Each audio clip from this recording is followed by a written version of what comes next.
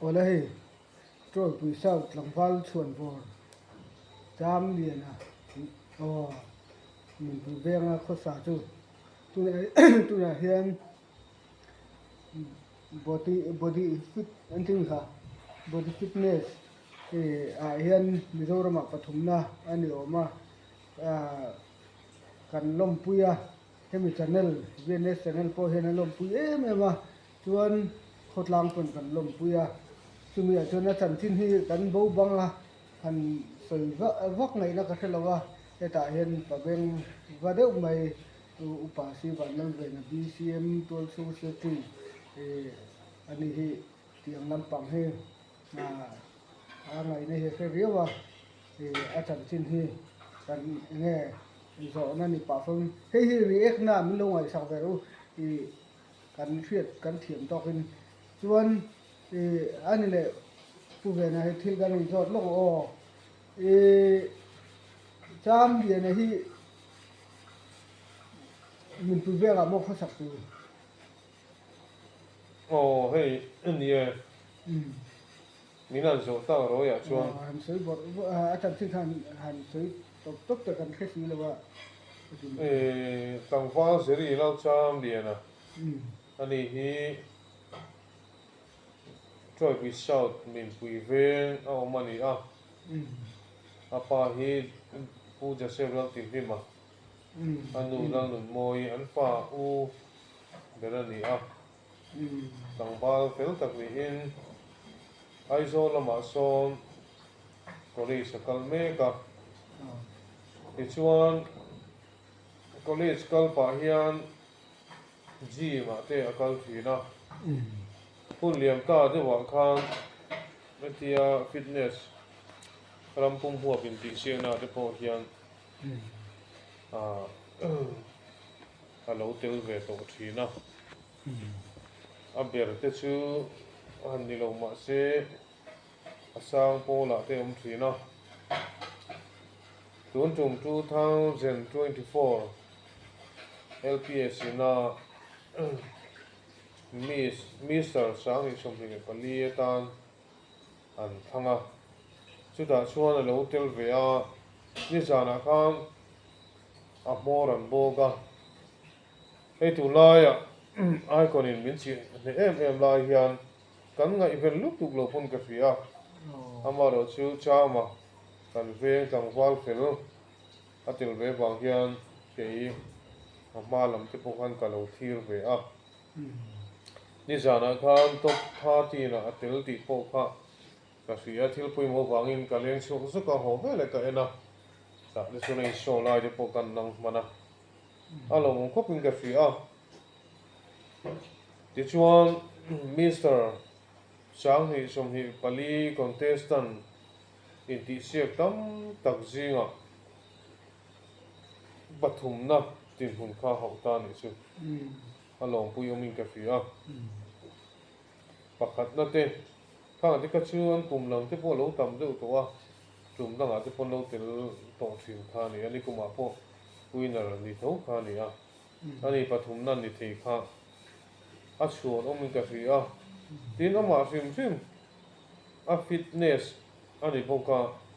fitness in ti siak na ni boka hetian en mei po hian a fit a ti khol a sak ruang na a san zong thing e tok ve khop mai zo pa tan chuan tin an ma ni category ke ji som sari le panga hnuai lam ma pe ka chuan winner an pakhat na khan ni a alom puyom em maya tin ani hi tlangwal fel tak khan ni a pe ngai om lai pu in school ten kalpo khan zam lama te po in ho ka khan ni a chu tiang kop chuan ma in discipline mamo anei chuan from po poisa lo nu le pa thu em ani a chuan om hle in ka fia tin heti ang khen thei tur hian kalkong a thu ema ji man kala ei le ina te ani a taksa anti fit reng maya chu mai chun ni lovin ri lo la man fi him ti kha sei ngai lo bathil siang sa ni phot mai ni kan thulai tam tak mà đi control hay thầy lâu chú đắng khát po ni se rồi lâu này thì buổi mấy lại thì đang vào phải tra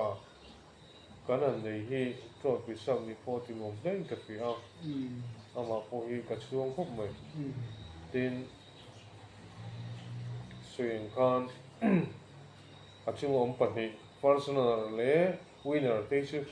anh cùng te po lo ông về nhiều chuyện cái gì à na kin lo cả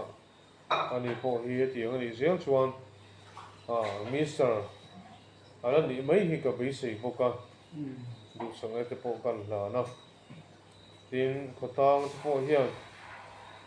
cái ngày về duy te po anh một tao cho train cái gì à mi tiếng in ai cũng nói thế cần có tiếng thì là va ai cũng nói thế sự tiếng xuân tin có telephone ni la berli thì hare mẹ mày hết tiếng ang gym thì to chuyện mà đi xung lệ phải xem in đặc sai in control in anh em bây giờ xuân ông biết cái gì à tôi còn xuân có tao thì phải hiện sẽ ý là cái đúng không mày thế bây giờ skal tăng hiện sẽ thay là chọi mồi khu thế phật khu thế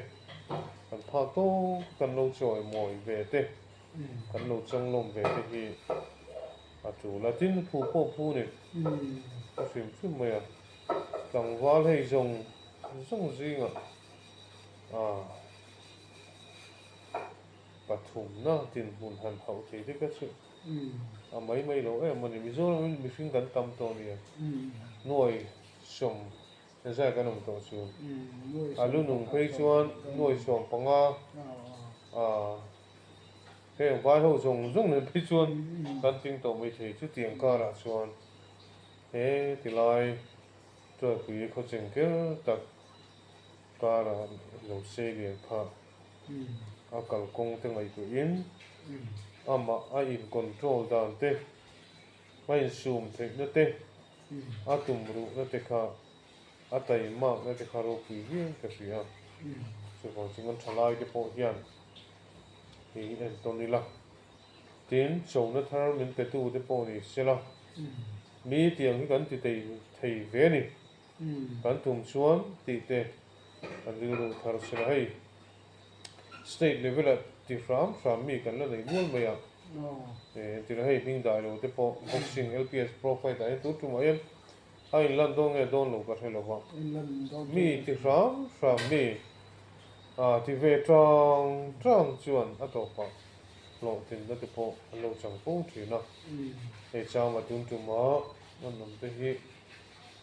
ở lòng vui ấm cần khua cái bộ mình thì hình thà cho cái sau này cái bộ nuông tin cần lẽ sẽ là tụi là bộ đủ sản các nào na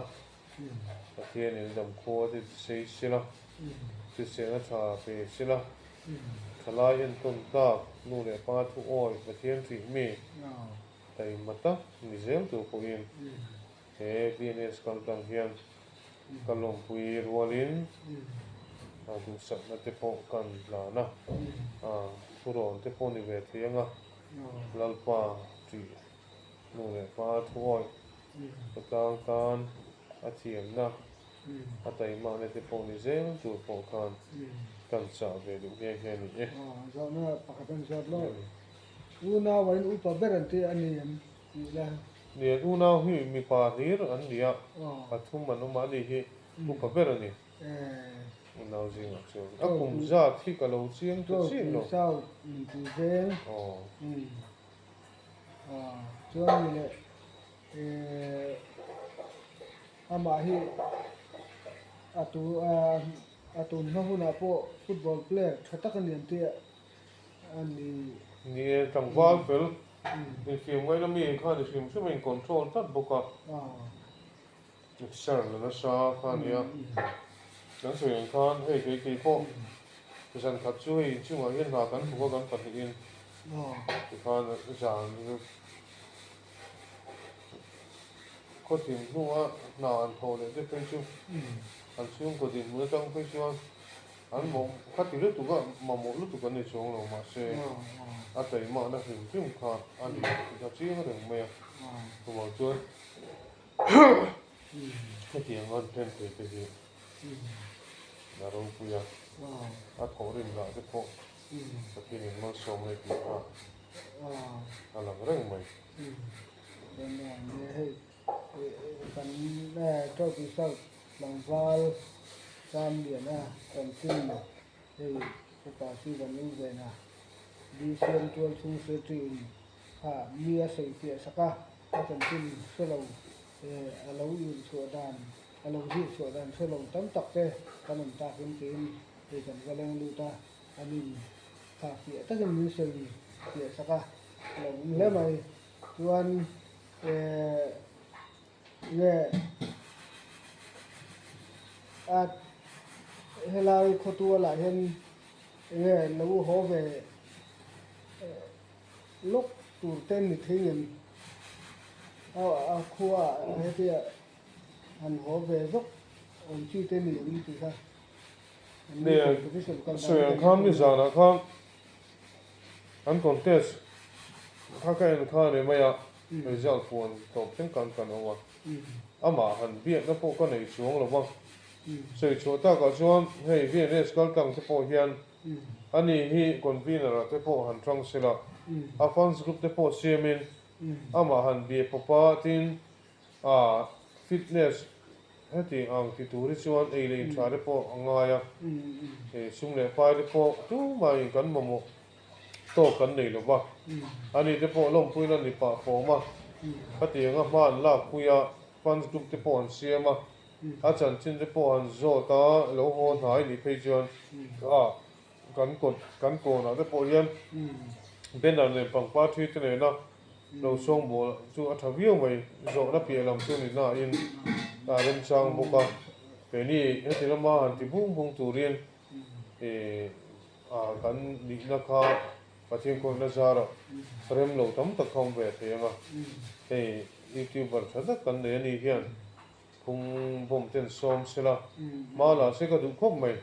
mà chẳng xin được cái rốt chiếng mi rồi nghe rồi họ đâu ném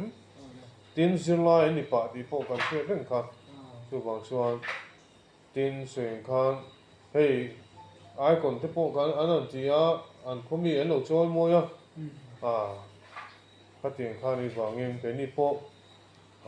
chẳng xin chú phí là xuân ba thi thế này là cổ na lâu trong lòng về để bồi khu hiếm cái gì thì các con suy được được nghe nghe này không bị khác năm trăm điện cho cái sau cái ven tu na body fitness Mizoram Pathum na thì chẳng chinh thì upa suy và năm giờ này nia sợi phía saka phá phía này nó kia ta anh này tấn lòng nó thôi thì bộ còn lâu bên